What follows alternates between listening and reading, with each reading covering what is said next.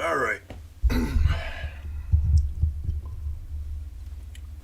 Basically, I was using the timer to shove some food down my gullet.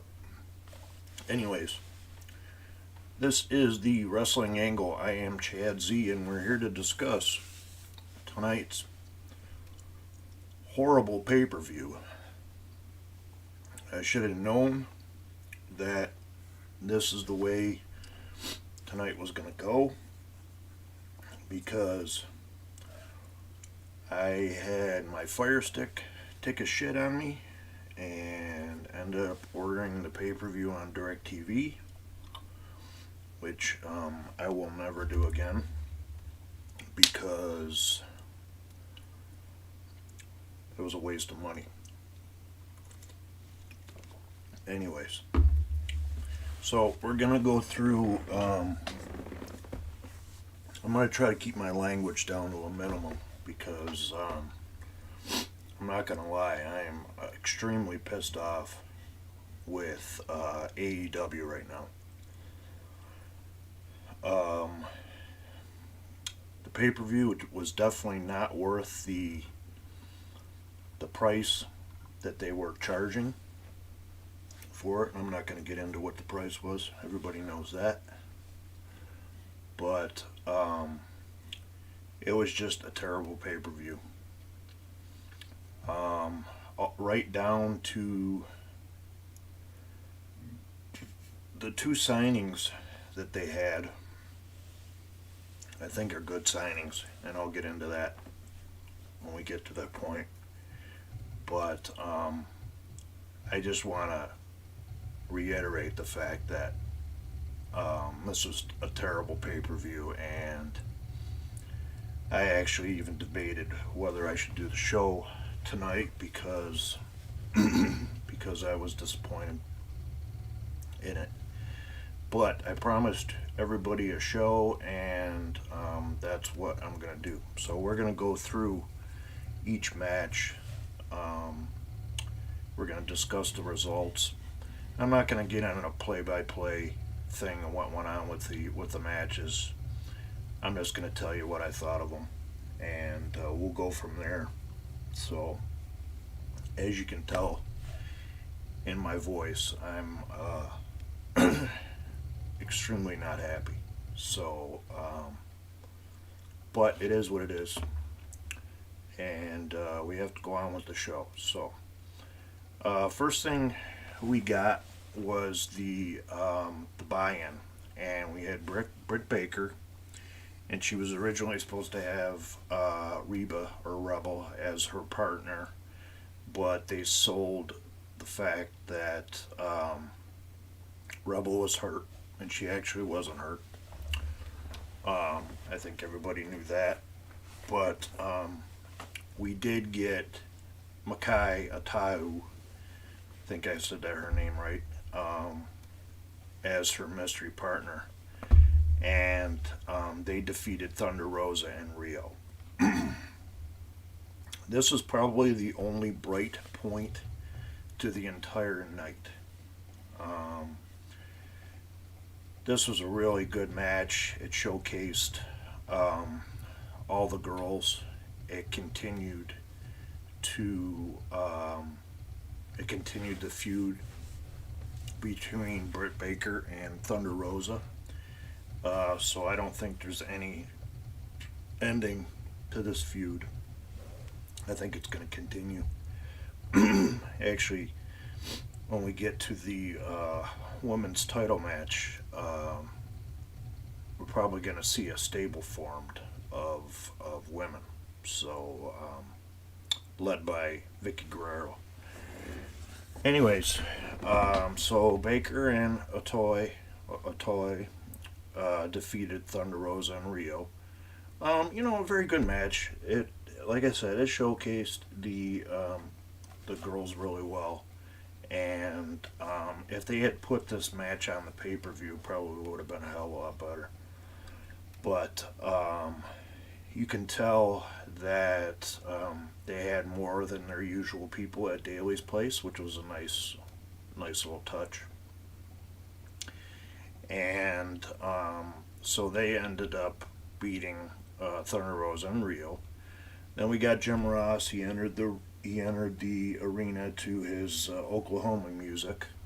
They started off the pay-per-view with the AEW World Tag Team Championship match, the Young Bucks versus Chris Jericho and MJF. I can't say anything about this match because I didn't see it.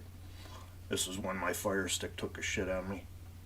But the Young Bucks actually retained the titles. So until I go back and watch the replay, I'm not even going to really comment on it. Then we got what started the shit show. And we got the tag team Casino Royale. Ray Phoenix and Pac ended up winning, but there was a lot of botched spots in this match, and I have no problem with who won it, but there was a part where, and I missed this because I must have walked away, but there was a part when Uno took a bump into the post, and it just looked really weird. And when I saw it on replay, there's a reason why it looked really weird, because nobody even touched him, and he went flying into the post. So, you know, Rob Feinstein actually made a comment on Facebook about this, and there were way too many guys in the ring. 15 teams, so that's 30 guys. They weren't all in the ring at the same time. They did it like a Royal Rumble style, but it exposes each one of these guys to their weaknesses. So, Ray Phoenix and Pac winning it. I think their match with the Young Bucks is going to be pretty good. Thank God AEW doesn't have another pay-per-view till May, because I can tell you right now, I'm not going to purchase that pay-per-view after tonight's show. It was just atrocious. So let's move on to the next match. So then we got Dasha in the back, and she interviewed Paul White, and he basically said he had a clue to the identity of the signee, and saying that this guy, nobody can outwork this guy. And then they did some nice little shots to the crowd. They had DDP there, they had Al Snow. Al Snow currently runs OVW, which is, I hope that AEW starts working with OVW because they've got a lot of good talent down there. You can watch their show on YouTube, and they also have their own show on Roku.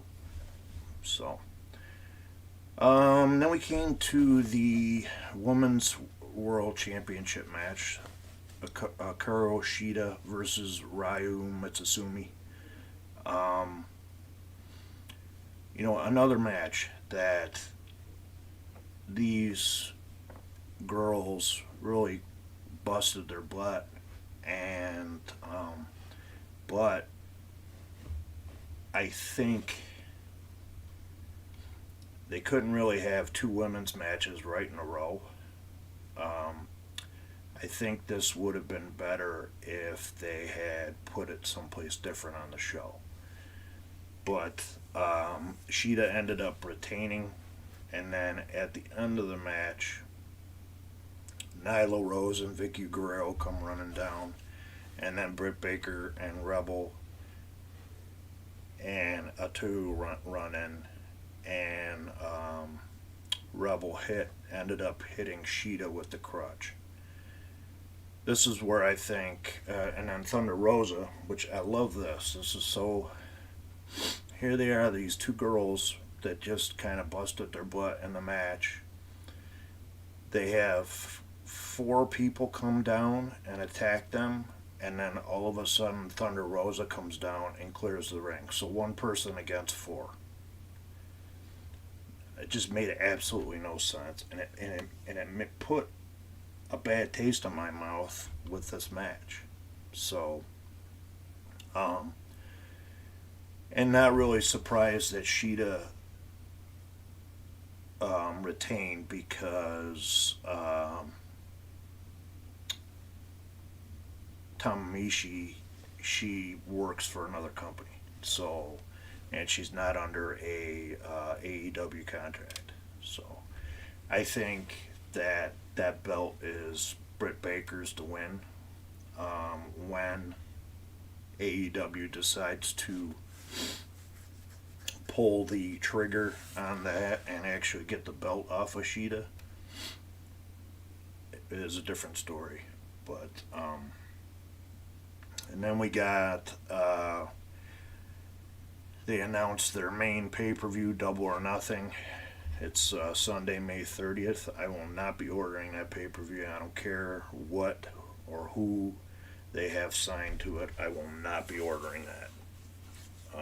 And I can guarantee you that if I'm still doing this show, I will not do a show on it. So AEW really disappointed me tonight, and it is what it is. I can't keep saying it more and more.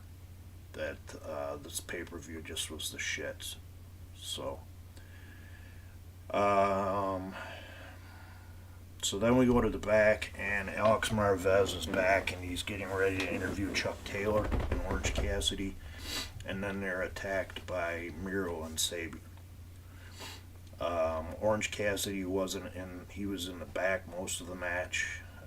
He did come out and ended up saving Chuck Taylor from a couple moves, but once again, Miro and Kip Sabian defeated Orange Cassidy and Chuck Taylor. Where are they going with this? I just don't. I don't get it. Okay, are you going to continue this feud with Chuck Taylor and Miro? I mean, he submitted to the camel clutch. And once again, I mean, here they have Miro that they signed away from the WWE, and he's stuck in mid-card shit. You know what I mean? I get it. You have to build him. You got to build him up as a monster, but you know, you have this guy for a reason, and he's a mid-card guy. You know, you build him up. He's been there for well over 6 months now. And he's been stuck in this feud with Kip Sabian and Orange Cassidy and Chuck Taylor. I just don't get it. You know, it's bad booking. And the fact that, you know, let me get off on a tangent here, because the fact that Tony Khan won Booker of the Year, I don't get it. I don't get that. You know what I mean? If he's won Booker of the Year because his show has beat NXT every week, okay. All right, so that's great. But let's face facts, okay? When you take a look at AEW, it was started with pushing the younger guys. And they've done nothing but sign older WWE talent, a la Chris Jericho, Sting, Christian Cage, who was the big signee. Yeah, they signed Ethan Page, But are you going to continue to make your company, you going to build it around these older WWE guys? No, it's not the way to do it. They had a lot of momentum going into this pay-per-view, and another guy they signed was Big Show, another WWE guy. Granted, is he gonna wrestle? Who knows? You know, Christian, he's still got um,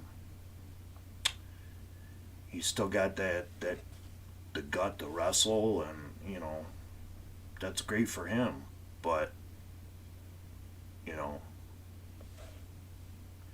you're going against what you built your company around, and that's the younger talent. There's tons of indie guys that you guys could sign, and I mean, I'll give an example of one guy in ESW, a local show here in Western New York, is big time Bill Coyer. I mean, come on, this guy's going around from indie promotion to indie promotion, making towns and winning belts, and yet he's not signed to a major company. So AEW continue to sign the older WWE guys, and your show is going to go to the shits. It's gonna turn into WCW all over again, and that's all there is to that. So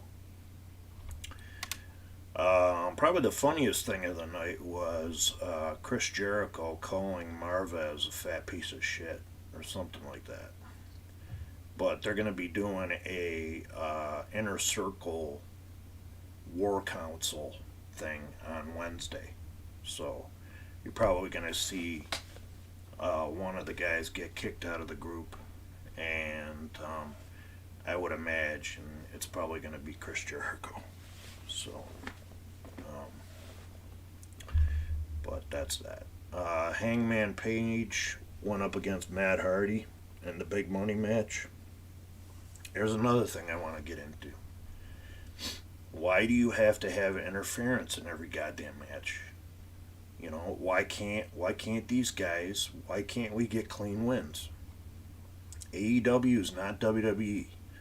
You don't need a run-in every goddamn match. I mean, this match right here had Private Party and Dark Order involved in it. Why? Why do you need run-ins? Why can't these guys pin clean? So, anyways, Hangman Page ended up winning that match, so he now gets all of Matt Hardy's money. So, whoop-de friggin' do. It didn't do anything for Hangman Page, and it sure the hell didn't do anything for Matt Hardy. If anything, Matt Hardy looked like he doesn't belong in the ring. So, if they're gonna continue to use Matt Hardy, then they need to use him in tag team matches. Keep him out of single matches, or let him be a manager. That's all there is to that. So, I mean, don't let him wrestle, because it's just not good. So then we got the ladder match, which Ethan Page was announced as the mystery guy, and this was a really good signing. I know there was people saying that Christian was going to be the mystery guy in the match, but Ethan Page is a workhorse in that ring, and this is a guy that with Josh Alexander, several time Impact Tag Team Champion. He he won the PWG tag team titles with Josh Alexander, and so he's been known as a tag team guy, but he has wrestled singles, and I've seen him work personally here at ESW, and the guy's a workhorse, and he's a heck of a nice guy too. So good for him. I'm glad that he is signed. I know he had a bad taste in his mouth on how that his match ended with Impact. And I'm kind of glad he didn't go to NXT, because WWE won't know what to do with him. So at least in AEW, he can get some decent matches, and as long as he doesn't get stuck in some stupid storyline like the rest of the guys, he should be okay. So the other thing that was a little weird was the fact that Cody Rhodes, coming into the match, had a banged up shoulder, and he spent half the match in the walkway with the doctors and the agents and all that type of stuff. There was also a stupid. It looked okay, but it was a stupid maneuver, especially Penta El Zero Mito did a destroyer, Canadian destroyer, on a ladder to Cody, which was dumb. It was a dumb move, and that's just somebody looking to get some type of spot in, and it just, I don't know, it just was dumb. If they would have done it with someone else rather than Cody, knowing Cody had the banged up shoulder, it probably would have been okay, but yeah, no. And Max Caster came off looking really bad in this match, although he had a good match with 10 on Dynamite. He didn't look good in this match at all. He looked like he didn't belong. Scorpio Sky ended up winning the match. Cody ended up coming back to the match, which you kind of knew that was going to happen. But here's another thing, he got taken to the back, and the hard camera is facing the rampways, or the walkways. So you got to see Cody bending down and all that type of stuff with the doctors, and it just looked shitty. It looked terrible on TV. But I'm really glad Scorpio Sky ended up winning this match, so now he earns a TNT title match with Darby Allin, which those guys ought to really steal the show. And that's supposed to take place on Wednesday. So we'll see whether that happens. Then we got the announcement of Christian Cage. He's now going by his indie name, Christian Cage. He signed his AEW contract. It was a really cool moment. It came out, and on the screen it actually said "Outwork Everyone," and then he opened up his jacket and he had a T-shirt that said "Outwork Everyone," which is kind of cool.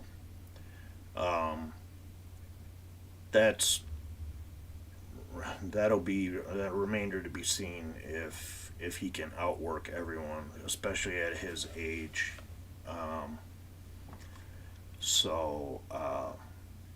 But that's that. So I know there was talk. Rob Feinstein put a message on Facebook that he thought it was The Undertaker. A lot of people thought it was Kurt Angle. I think Kurt Angle's still he's probably going to end up signing with with AEW, I probably would have been more shocked if Kurt Angle had been the one to sign rather than Christian. But either way, Christian is now back in wrestling, and I guess we could say that he probably signed with AEW because of the schedule. You know, I don't know if it's like it was. I don't know how the schedule is now with WWE, but they're heading into WrestleMania season. Nobody's doing house shows, so you know, we'll see what happens. We'll see what happens on Wednesday. So then the next match we got was the Sting, Darby Allin versus Brian Cage and Ricky Starks in a street fight. And this was it was reported by the sites that it was going to be a cinematic match, which is good because I don't think if it would have been a regular street fight match in Daly's place, I don't think Sting would have came off as good as he did. They had a really cool entrance for Darby Allin too, when he was doing some skateboard tricks, and then he ended up getting a ride on the truck that Sting was driving, a la Back to the Future. So that was kind of cool. Sting also had his face painted half Sting, half Darby Allin, which was kind of cool too. So this wasn't really that bad of a match. But like I said, thank God it was cinematic, because I think Sting probably would have came off looking really bad in this match. But the match actually took place in a warehouse. Darby Allin took some pretty cool bumps. He took a pretty sick looking bump through a plate glass door, and the door ended up coming and hitting him on the top of the head. He also did, right at the beginning of the match, they had the ring real close to a wall, and he ended up doing like a springboard off the wall to a coffin drop. So, but Sting and Darby Allin ended up defeating Brian Cage and Ricky Starks. Darby Allin obviously took most of the bumps during this. Sting took some. Sting looked pretty good in this match. I mean, you can tell that the it was cut all over the place to make all four guys look really good, and they did a nice job. With that. I mean, this is probably the bright point of the night was this. But like I said, thank God that it was cinematic. The one thing that I didn't like is, and I'm going to say it again, I don't think Taz's kid should be out there. If he's training to be a wrestler, that's great. But he hasn't had a match, and he's already being involved in this feud, and it's ridiculous. So, not to mention that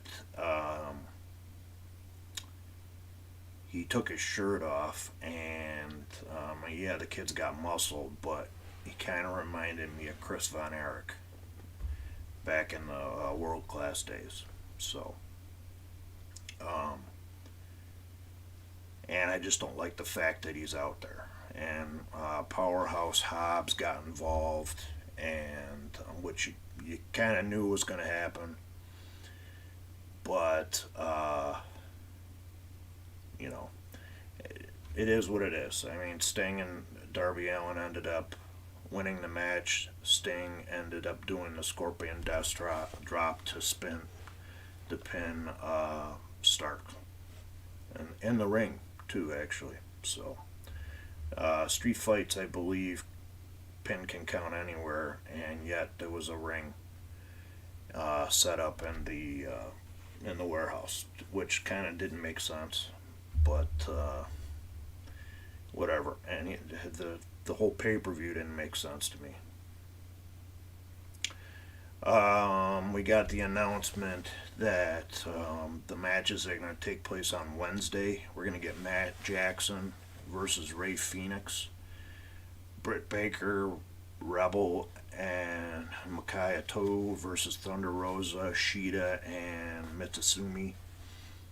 We're going to get Darby Allin versus Scorpio Sky for the TNT Championship.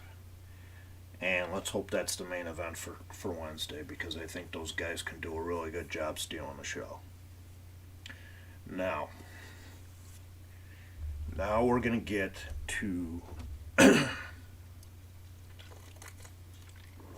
gotta take some water for this one because this was terrible.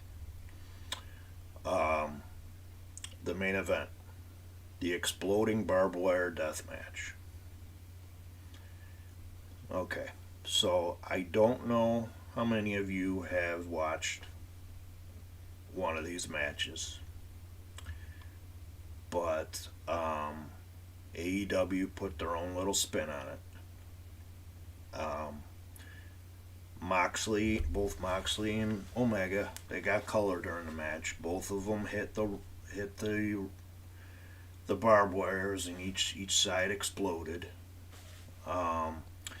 There was a part where, and I don't know if they meant to do this or not, but Kenny Omega pinned Moxley, and Moxley kicked the rope, and the rope exploded.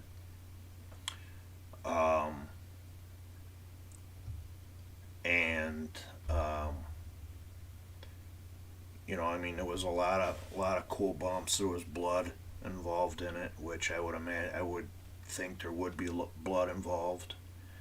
The one thing that I hated was the ending. So Omega ended up, well, what ended up happening is the Good Brothers came out and got involved. They brought out an exploding bat, which Onita used in Japan, so that was kind of cool. I thought it was a nice touch having Onita explain the match in Japanese and having the subtitles at the beginning. I thought that was kind of cool. But it was a repeat from Wednesday night, and seen it, done that. So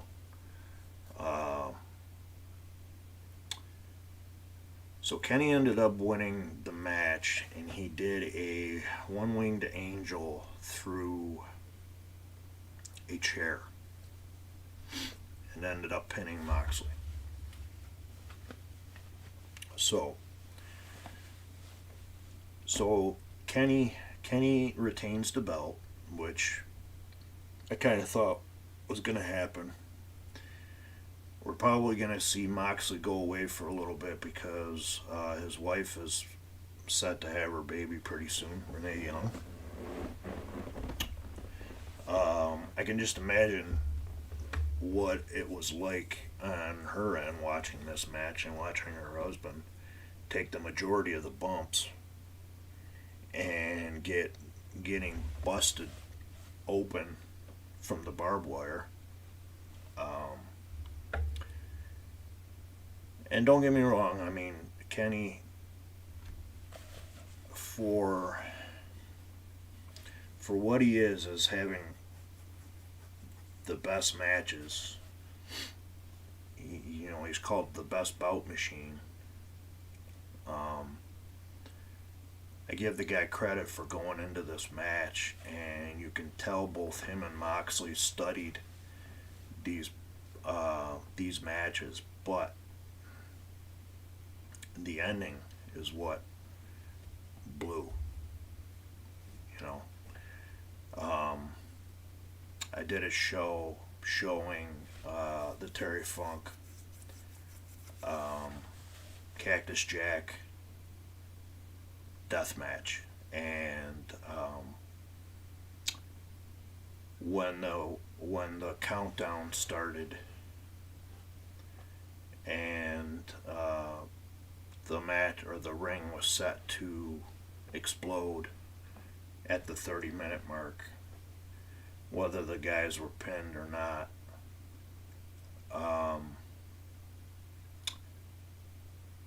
what it looked like is that the match ended too quickly, and they didn't know how much time they had before the ring supposedly exploded. And they had Gallows and Anderson come out, and they basically beat the shit out of Moxley for 5-10 minutes before the ring exploded.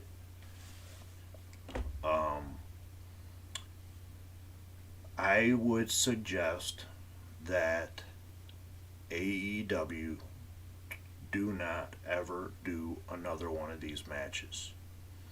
You didn't do it right, and it turned out to be a shit show at the end. Because what ended up happening is the heels left the ring. Eddie Kingston came out and basically saved Moxley by throwing himself on top of Mox, and the ring supposedly exploded. We got fireworks shooting up from the corner posts, and we got smoke. That was it. And to have,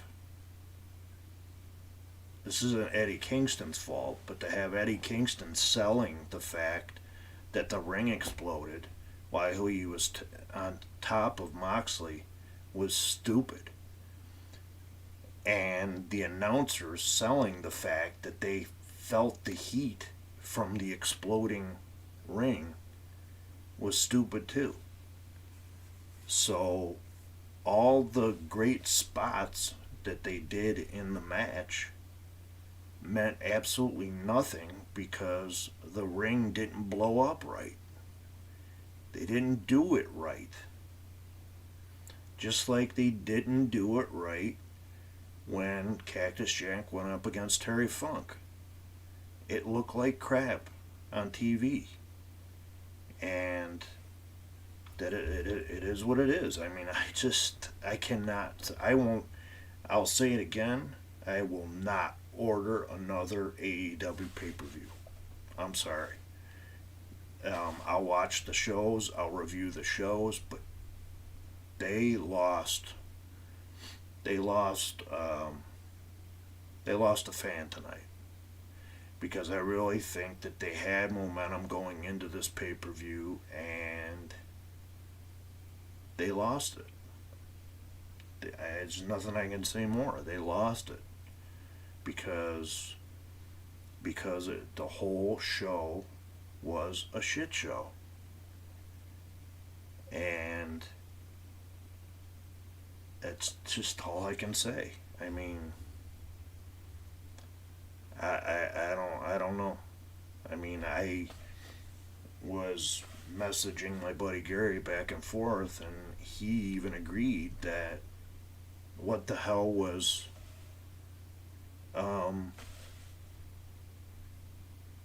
Kingston selling?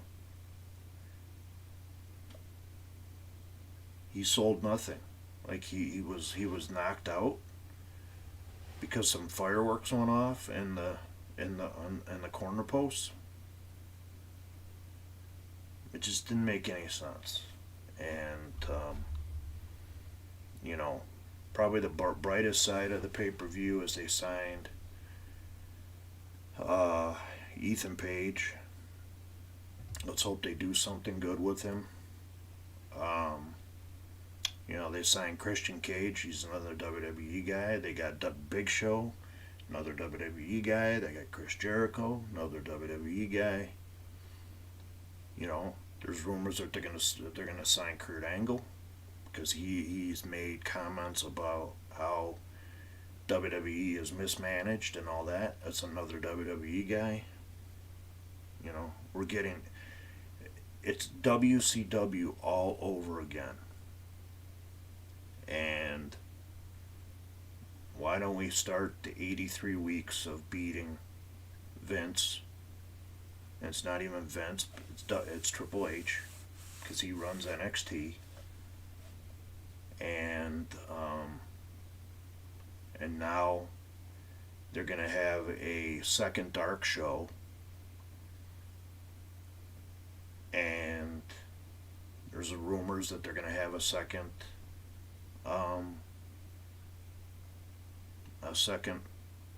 show on network TV.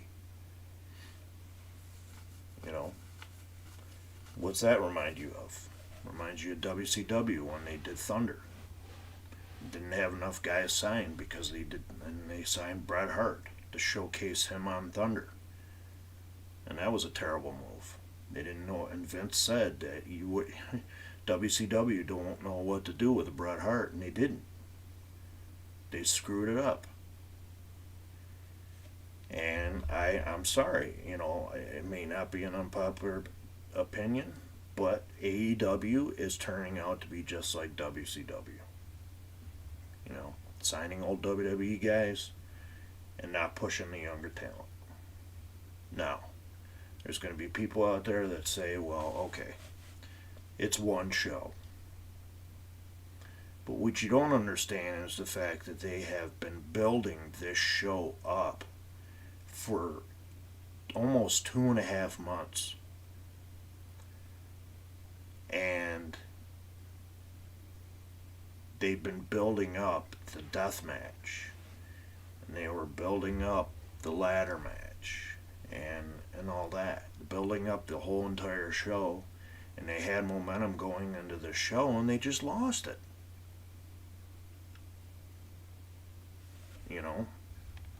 If there was a way for me to complain to get my money back, I would do that, because it was a terrible show. That's all I can say. Not gonna lie, I didn't like it, and it is what it is. So I know when I originally started doing this show, I said I was going to try to keep it positive. I saw nothing positive about this pay-per-view at all. So it is what it is. Let's move on. Monday is tomorrow, and we're going to be going into Raw. And I'm not going to do a show on Raw, because Raw hasn't been all that great either. So I'm not going to waste my time. So let's see if there's any news that we have while I'm still on here. Let's see.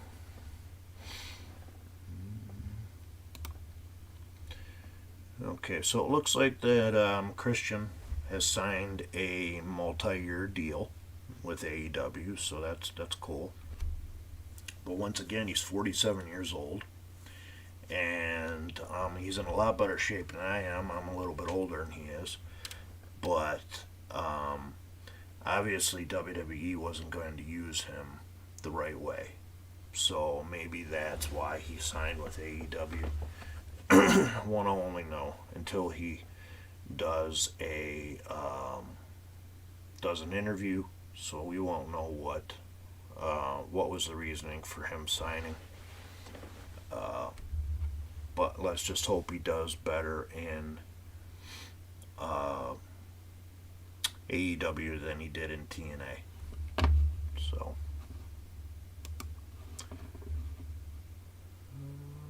let's see. Here's something I want to talk about. So the WWE has banned slapping the leg and thigh when throwing kicks.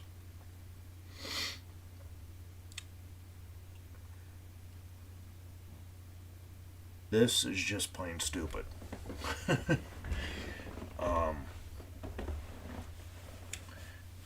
I know for a fact, because I've seen it, that this gives it a better effect when the person throws a kick.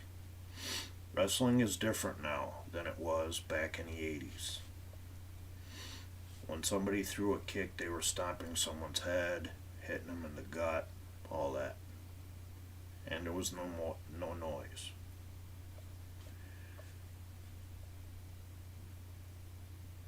I disagree with this. I think it really should continue to happen because it adds to the effect of the match.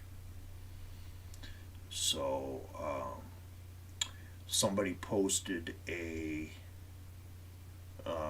meme of Tommaso Ciampa doing a running knee to a flag, and he slapped the thigh to make the noise. Okay, so in that instance, it doesn't make any sense. Why would you do it? But when you're throwing a kick to somebody, you need to have that effect. Okay? We all know that wrestling is predetermined, right? But these guys really do get hurt when they get in the ring. So banning that is just dumb.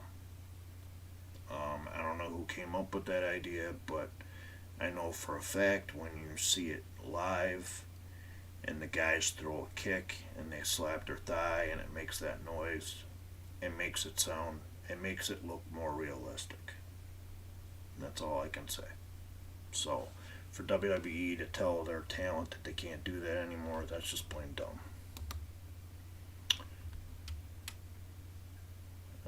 Let's see, what else?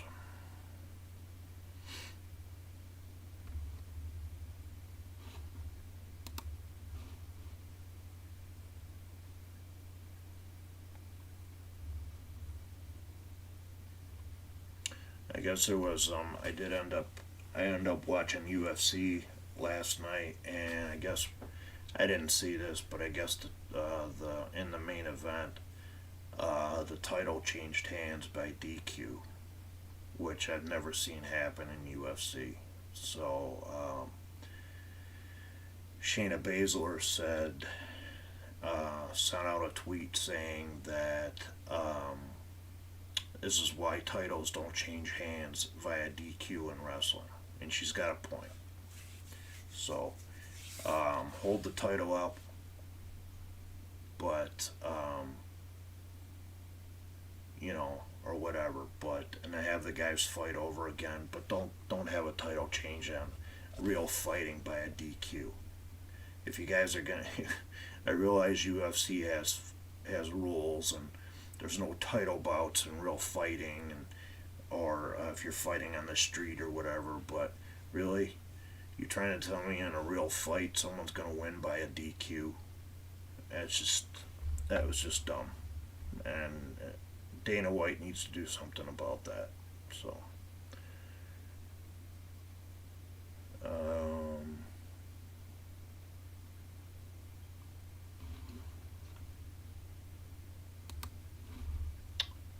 I think that's pretty much it. They did announce that there's going to be a celebration for Bobby Lashley this coming this tomorrow night on Raw. There's going to be a celebration for his title win.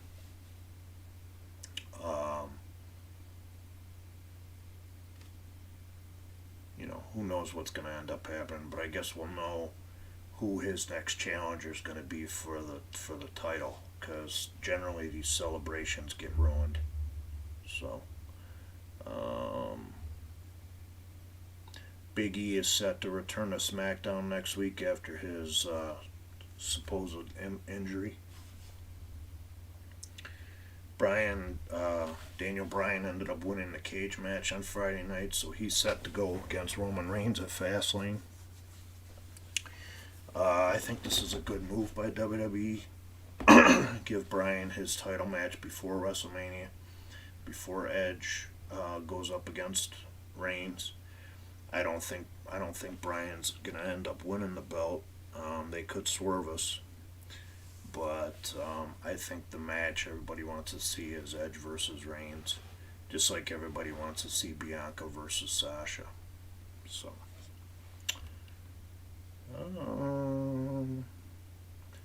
Buddy Colt ended up passing away at 85. Buddy Colt was a staple in the Georgia and Florida territories. and he was an announcer for Florida when I can't think of the guy's name that ran Florida. Let me see if it says it in the article.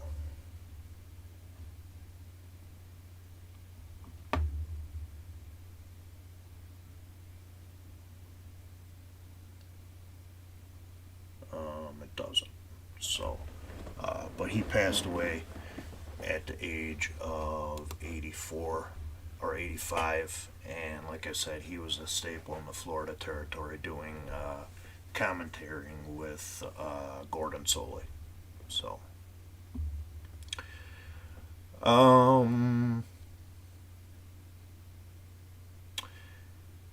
we heard that the NWA is going to start back up again, which is good. It gives guys more places to work. I hope they continue their working relationship with AEW. The only thing that I was disappointed with is not seeing Nick Aldis on AEW television. But he has been on the NWA Championship Wrestling from Memphis, and Championship Wrestling from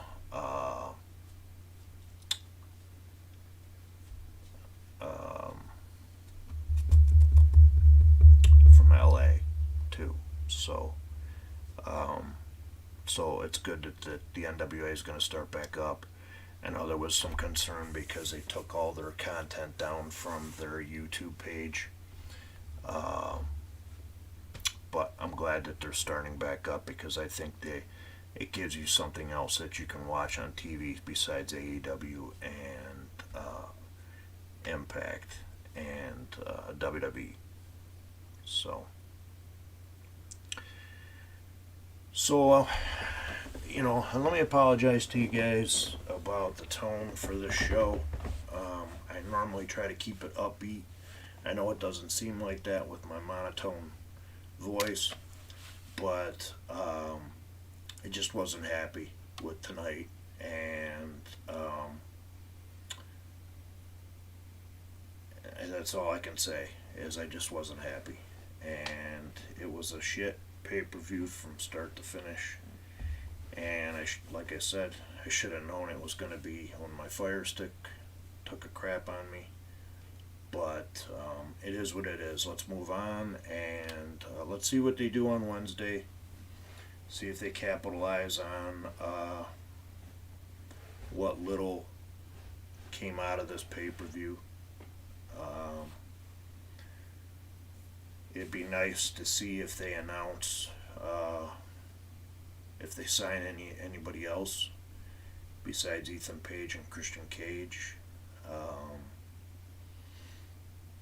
Let me address one thing too. One of the rumored people was Undertaker.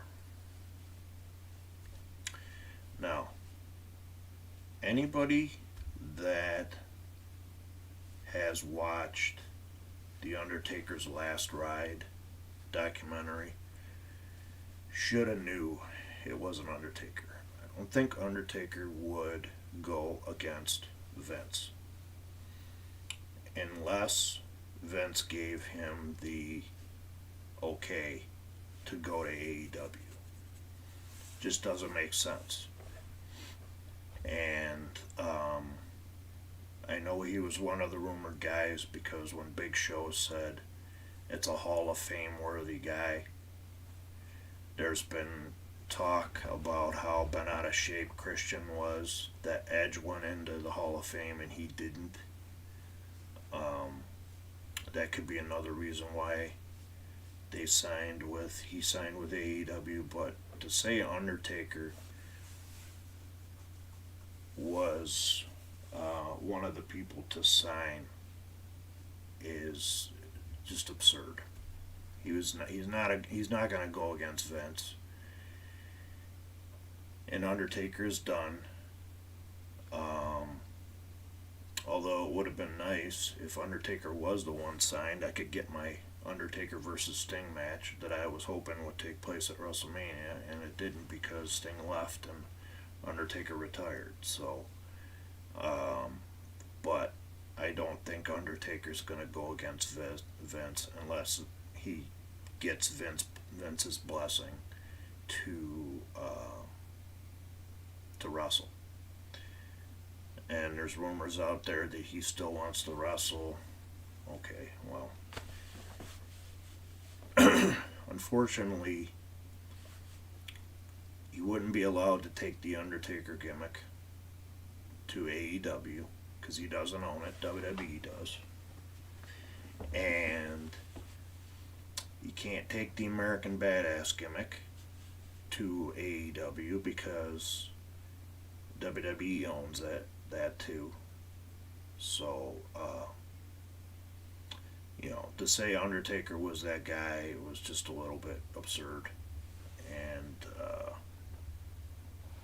but it was to add to the suspense to who the signee was.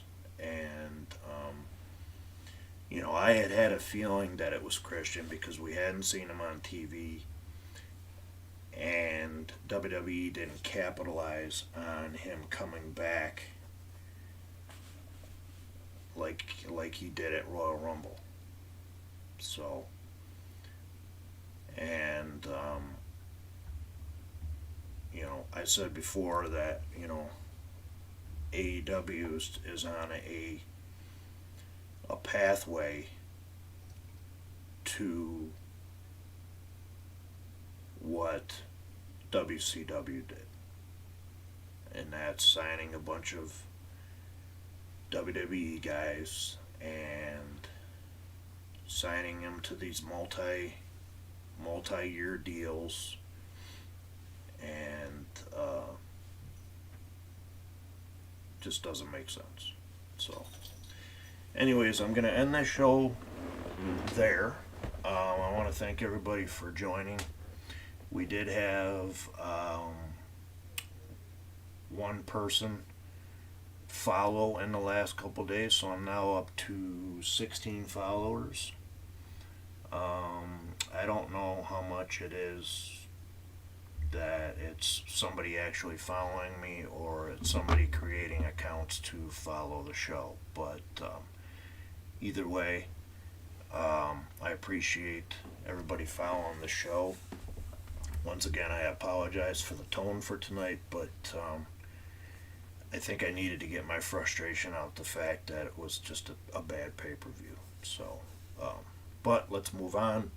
We have Raw tomorrow, we have Impact on Tuesday, we have NXT and AEW on Wednesday, and I probably am going to be doing my next show on Tuesday morning. I might do some watch-alongs again with some ESW matches. And I might even pull out my ESW DVDs and see if I can find some matches on there we can do a watch-along. So I like doing those. So I want to thank everybody for tuning in tonight. You can check me out on Facebook at thewrestlingangle1. You can check me out here on Twitch at twitch.tv/thewrestlingangle1. And check me out on Instagram under ECW for Life. That's ECW, the number 4 LFE.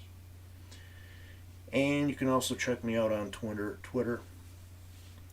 under ECW for Life. That's ECW, the number 4 LFE. So, I appreciate everybody tuning in tonight. Everybody have a good rest of the night, and I will see everybody on Tuesday. Have a good night.